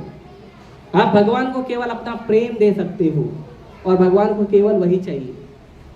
और प्रेम का आदान प्रदान करने के लिए भगवान को दान करना, सेवा करना, ये तरीका है। वरना हम भगवान को कुछ नहीं दान कर सकते। तो भगवान ने जो है इस तरह से सुंदर लीला की, बलि महाराज का सब कुछ ले लिया। लेकिन फिर भगवान ने बलि महाराज को वचन दिया कि तुम्हारा ये जो समर्पण है, तुम्हारा ये जो सेवा है, तुम्हारा ये जो दान है, इससे मैं बड़ा प्रसन्न हूं। इसीलिए तुमको अभी तो इंद्र नहीं बनने मिलेगा, क्योंकि ये मनवंतर में मैं ऑलरेडी इंद्र पोस्ट दे चुका हूं। तो जो इंद्र का है उसको वापस दे दो। अगले मनवंतर में, मतलब ये 7वां मनवंतर चल रहा है, इसको वैवस्वत मनु कहते हैं, वैवस्वत मनु का मनवंतर। तो जो 8वां मनवंतर है उसमें बलि महाराज बनेंगे इंद्र। अगला पोस्ट बलि महाराज को। देखो भगवान को नहीं देता तो कितना नुकसान होता, सब कुछ दे दिया तो फायदा ही फायदा है।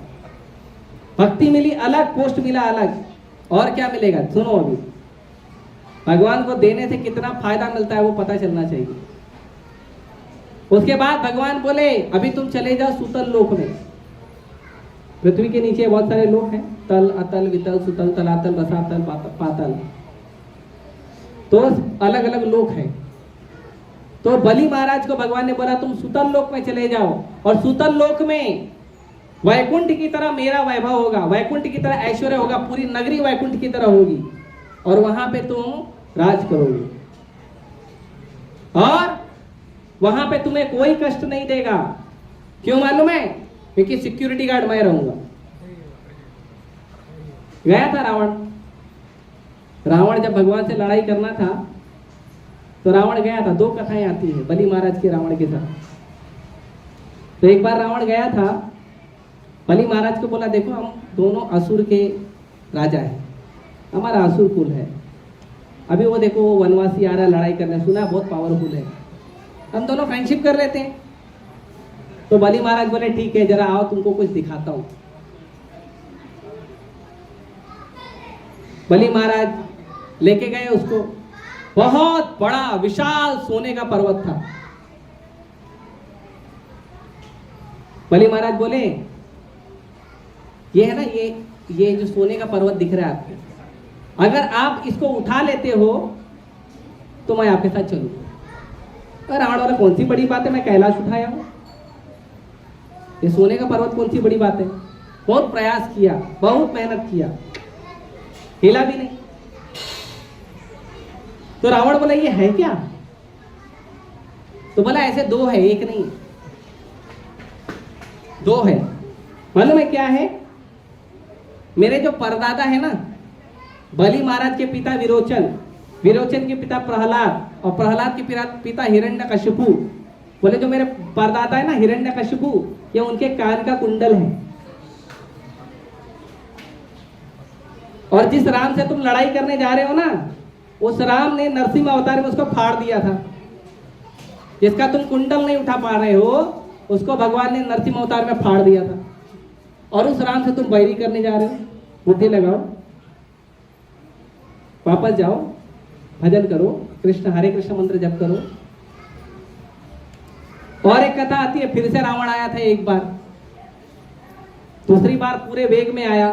अब बलि नहीं मानेगा ना, तो मैं बलि को अपने अधीन करके फिर उसको अपनी सेना में जोड़ दूंगा। पहले तो प्रेम से आया था तो कोई बात नहीं, अंदर चले गया था। सेकंड टाइम पूरे वेग से आया कि बलि को अधीन बनाऊंगा।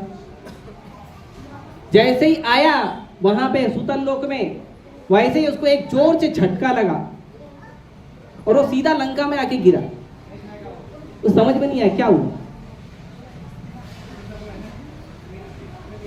तो रावण को किसी ने बताया, तुम जब गए थे ना तो गेट पे भगवान खड़े थे और भगवान ने तुमको एक लात मारी है जोर से, और सीधा रिटर्न यू टर्न मार के तुम लंका में आगे गिरे हो। तो भगवान से बैरी मत करो, तुम्हारा अच्छा चटनी बनेगा। वही राम है, वही वामन, वही राम है। तो रावण गया था एक बार, तो भगवान ने सिक्योरिटी गार्ड का काम करके दिखाया था। तो भगवान ने कहा वैकुंठ जैसा ऐश्वर्य होगा और वहां पे मैं सिक्योरिटी गार्ड बनूंगा। अभी भी, आज भी बलि महाराज के सिक्योरिटी गार्ड भगवान कृष्ण हैं। और कौन इससे ज्यादा प्यार करने वाला कोई है क्या दुनिया में? एक आदमी दिखाओ, एक आदमी दिखाओ जो इससे ज्यादा प्यार कर सकता है आपको।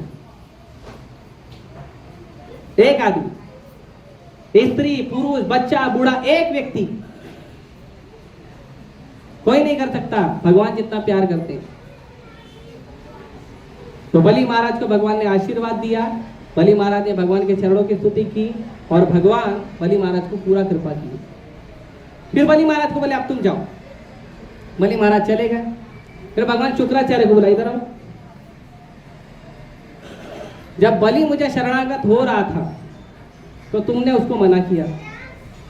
ये बताओ बलि ने गलत क्या किया? बलि मुझे शरणागति दे रहा था तो उसमें गलती क्या था? तो शुक्राचार्य जी कहते हैं आप ही पूर्ण पुरुषोत्तम भगवान हैं, आप ही जगत के स्वामी हैं और आपकी शरणागति जगत में सब कुछ प्रदान करने वाली है। आपसे विमुख होकर कोई व्यक्ति सुखी से रह नहीं सकता। तो जो बलि ने किया वो सर्वोत्तम किया है। तो शुक्राचार्य जी क्यों मना कर रहे थे पता है? शुक्राचार्य जी मना कर रहे थे क्योंकि अगर बलि महाराज सब कुछ दान कर देगा तो शुक्राचार्य का दक्षिणा कहाँ जाएगा? वो भी तो चले गए ना। तो अपना दक्षिणा बचाने के चक्कर में थे। ऐसे बहुत से गुरु मिलेंगे, वो दक्षिणा बचाने के चक्कर में जो है आपको भगवान की सेवा करने से मना कर देंगे।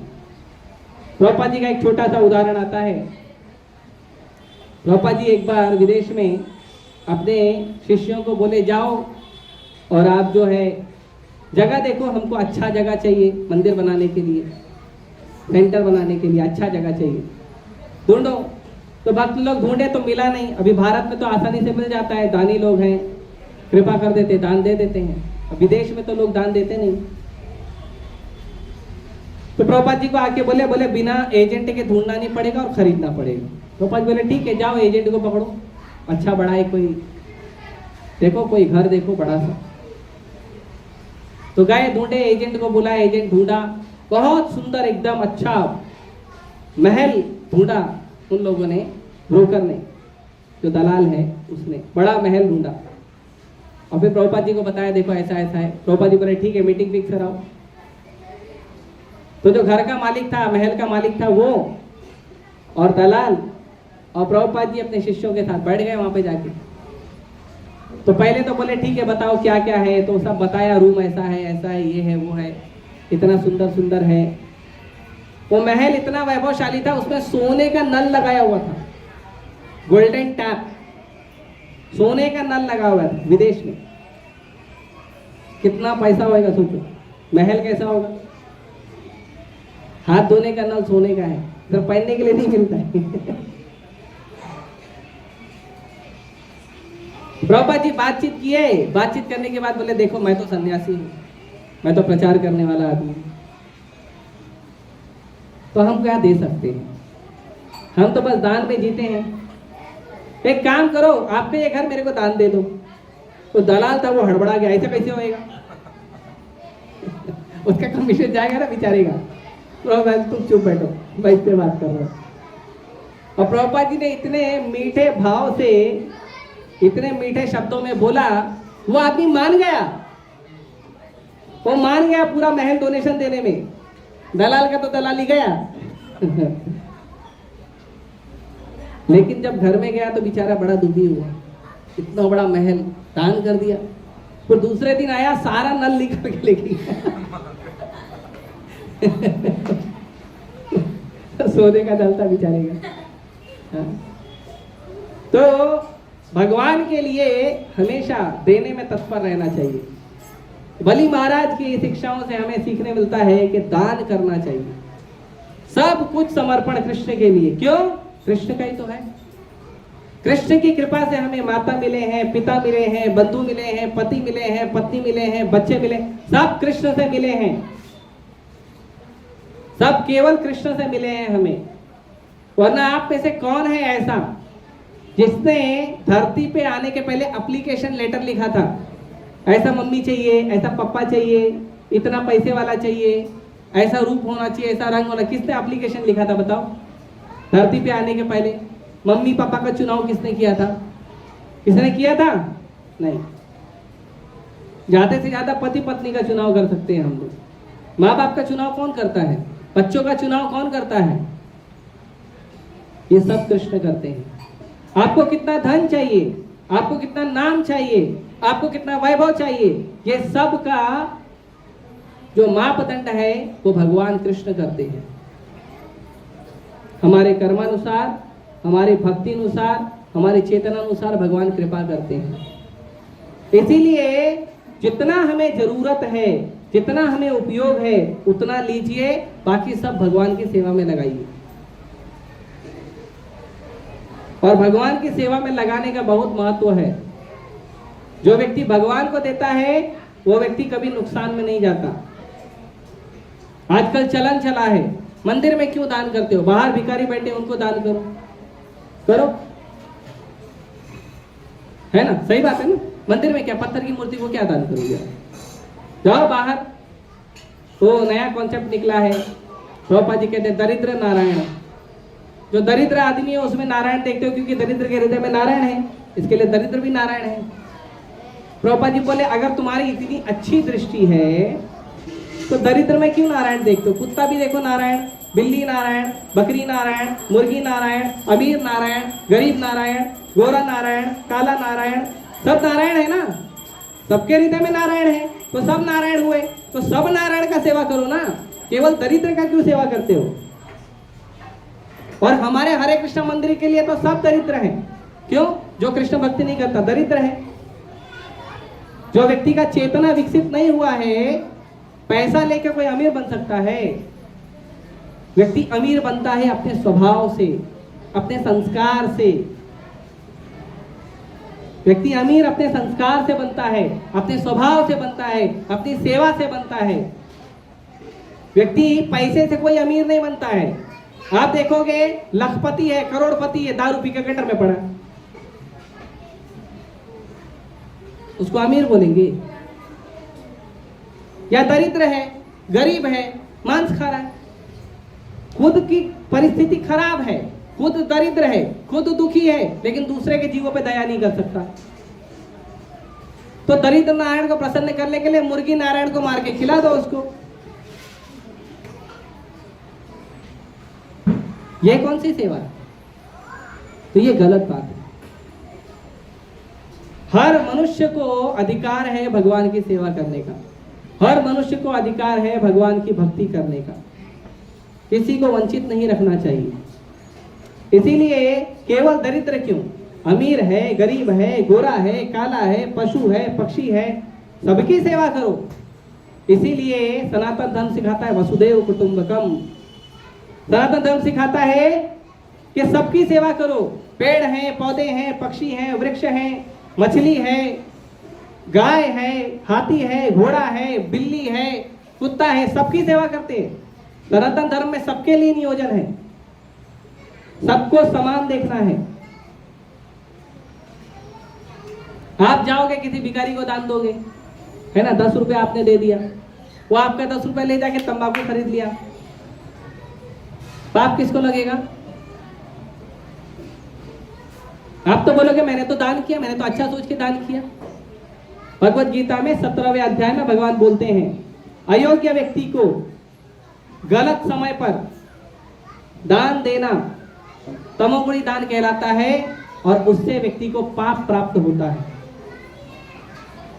इसीलिए जब आप दान दे रहे हो तो पहले तो देखो आप दान दे क्या रहे हो।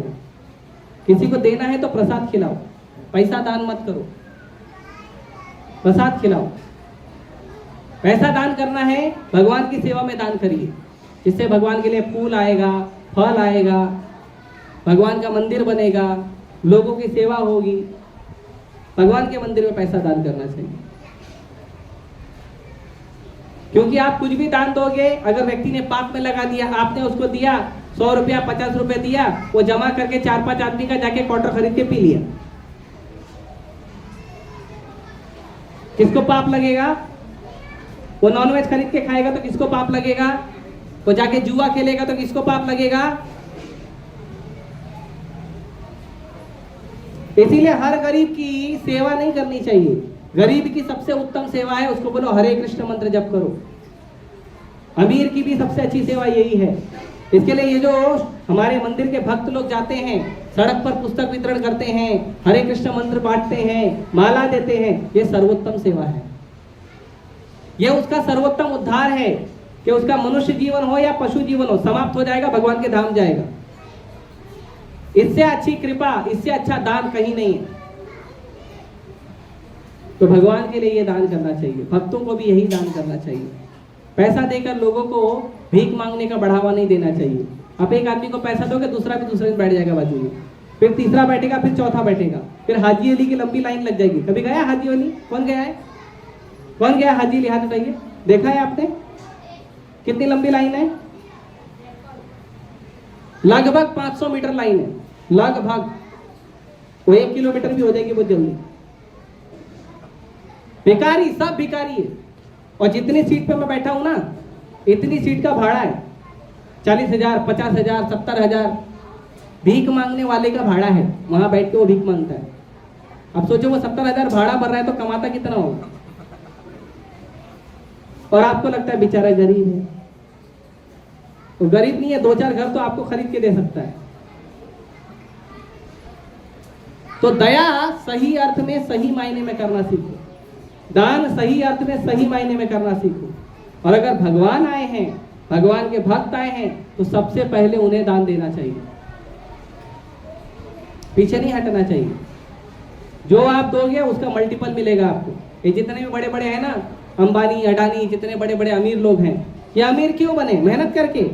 मेहनत तो बहुत लोग करते हैं भारत में, सब अमीर क्यों नहीं बनते? ये अमीर बने हैं क्योंकि पिछले जन्मों में इन्होंने कृष्ण मंदिर में दान किया है और अभी भी करते हैं, इसीलिए अमीर है। जिसकी अर्धांगिनी, जिसकी सेविका महालक्ष्मी है, उसको दान करो तो रिटर्न में बड़ा मिलेगा। इन्वेस्टमेंट भी करना है तो सही जगह करो, नहीं तो जाके शेयर मार्केट में इन्वेस्टमेंट करते हैं, फिर पैसा डूब गया, फिर सर पे हाथ रख के बैठते हैं। वो नहीं करना चाहिए। तो हमें सीखने मिलता है बली महाराज से। और एक सीख मिलती है कि शिष्य सही होना चाहिए, गुरु भी सही होना चाहिए। और जो व्यक्ति हमें भगवान की भक्ति से जोड़ने के लिए रोकता है, ऐसे गुरु को हमें अस्वीकार कर देना चाहिए, रिजेक्ट कर देना चाहिए। इसीलिए गुरु को स्वीकार करने के पहले गुरु परंपरा चेक करनी चाहिए। कोई भी व्यक्ति है जो बोलता है मैं मंदिर का अधिकारी हूं, उसको पूछो आपका अधिकारी कौन है, आपका बॉस कौन है, आपका अधिकारी मंदिर से आगे जुड़ा है कि नहीं, उसको पूछो। अगर नहीं है तो उसका सुनने का जरूरत नहीं है। एकदम क्लियर। ये बलि महाराज के वृत्तांत से हम सीखते हैं। तो इसीलिए आप सबसे निवेदन है, ये बड़ा सुंदर मंदिर और इतना अच्छा समागम है ना। देखो कैसा फला फूला एकदम बाग की तरह दिख रहा है, रंग बिरंगा। देखो कितना सुंदर दिख रहा है, पलट के देखो कितना सुंदर दिख रहा है। ये प्रांगण बना है आप लोगों के लिए। आप मंदिर में आइए, भगवान का कथा सुनिए, भगवान का कीर्तन करिए, भगवान का दर्शन करिए, भक्तों के साथ सहयोग करिए, आरती में आइए, सेवा करिए और अपने जीवन को आनंदमय बनाइए। आपका जीवन आनंदमय तब होगा जब आप आनंद घन भगवान से जुड़ोगे। अगर आप आनंद घन भगवान से नहीं जुड़ोगे तो संसार में कितना भी संपत्ति जमा कर लो, गारंटी है आप दुखी रहोगे। ले आओ, कोई पेपर में साइन करके देता हूं, गारंटी कार्ड, कि अगर आप भगवान की सेवा नहीं करोगे तो दुखी रहोगे। ले आओ कोई व्यक्ति को जो बोलता है मैं भगवान की सेवा नहीं करूंगा और सुखी रहूंगा, इम्पॉसिबल। तो इसीलिए आप सभी से निवेदन है, आप मंदिर में लगातार आइए। मंदिर के कई सारे भक्त हैं, बहुत अच्छी अच्छी सेवाएं कर रहे हैं। आप भी जुड़िए और अपने जीवन को आनंदमय और सफल बनाइए। हरे कृष्णा कृष्णा कृष्णा हरे हरे, हरे राम राम राम हरे हरे। कोई प्रश्न है किसी का?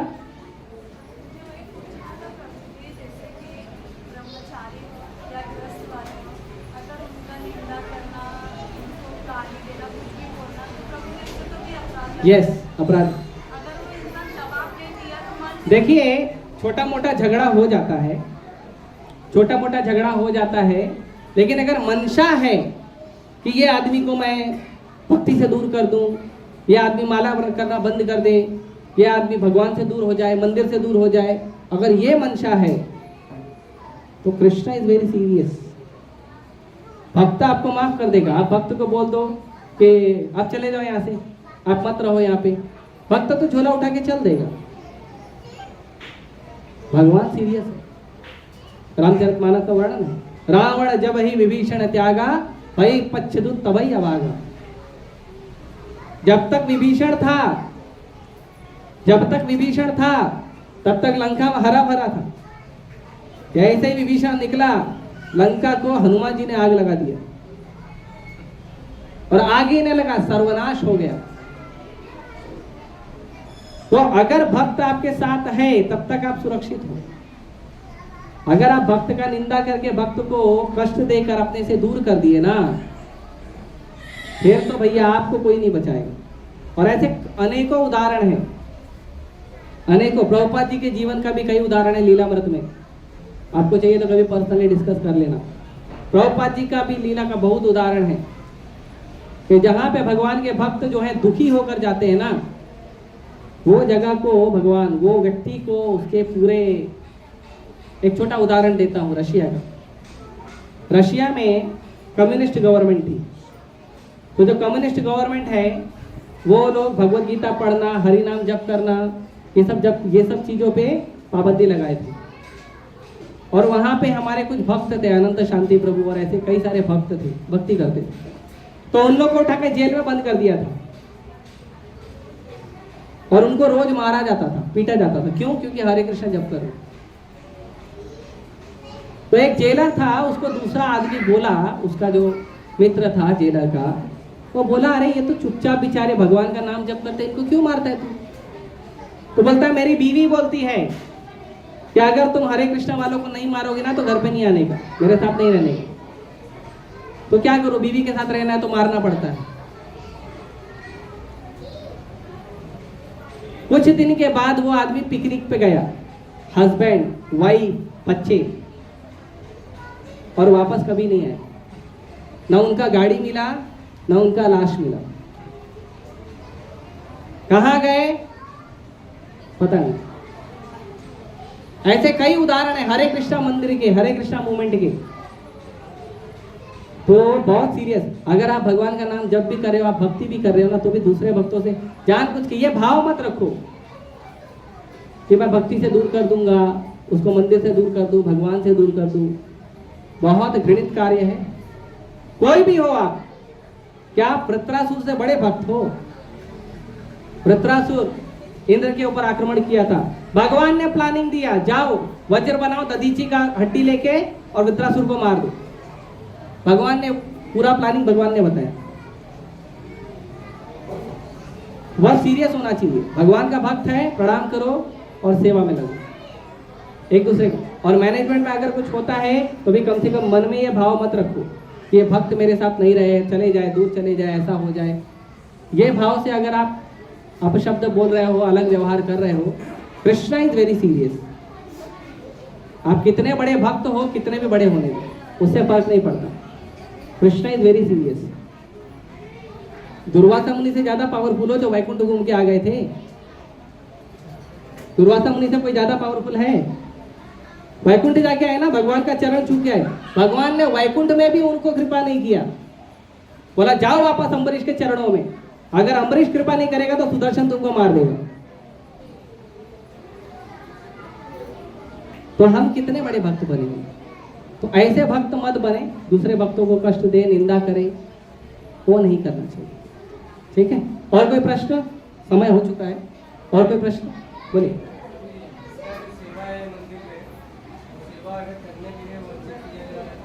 हाँ, वो अच्छी बात नहीं है। कोई व्यक्ति भक्त सेवा कर रहा है, अच्छी बात नहीं। तो ये सब चीजों को अगर हमसे नहीं सुधरता है तो अधिकारी लेवल पर जाइए और उसको सुधार कर लीजिए। अपने लेवल पर लड़ाई मत करिए कुत्ते बिल्ली की तरह, ये अच्छी बात नहीं है। अगर ऐसा कुछ कर रहे हैं, ऐसा कुछ हो रहा है, तो उसको आप हायर लेवल पर जाइए। मंदिर में कितने सारे अथॉरिटी हैं, आपकी यहाँ के कुछ अथॉरिटी, जैसे हमारा विरार मंदिर है, तो हमारे इस्कॉन जो में उनकी अथॉरिटी बैठी है, आप उनके पास जाइए। उनसे नहीं समझ में आता है तो मंदिर के प्रेसिडेंट से बात करिए। उनसे नहीं समझ में आता है तो जोनल सेक्रेटरी है। उनसे नहीं समझ में आता है तो जीबीसी है। लेकिन आप उनको फॉलो करिए, अपने लेवल पर लड़ाई मत करिए, अच्छी बात नहीं है। हाँ, तो ये आप लोग को मिलकर सुलझाना चाहिए। नहीं मिलकर होता है तो कम से कम जो अपने से बड़े अधिकारी हैं उनको बीच में लाना चाहिए। अपने मन से एक दूसरे के प्रति अपराध करके अपना भक्ति खत्म नहीं करना चाहिए, और खत्म हो जाएगा। चैतन्य चरितामृत में सीधा वर्णन है, भक्ति लता सूख जाती है।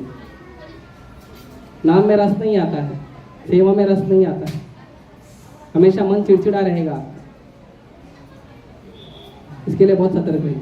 ठीक है, धन्यवाद। हरे कृष्णा कृष्णा कृष्णा हरे हरे, हरे राम राम राम हरे हरे। श्री श्री राधा वत्स सुंदर भगवान के, श्री श्री जगन्नाथ बलदेव सुभद्रा महारानी के, श्री श्री गौरताय भगवान के, श्रील प्रभुपाद के। हरे कृष्णा।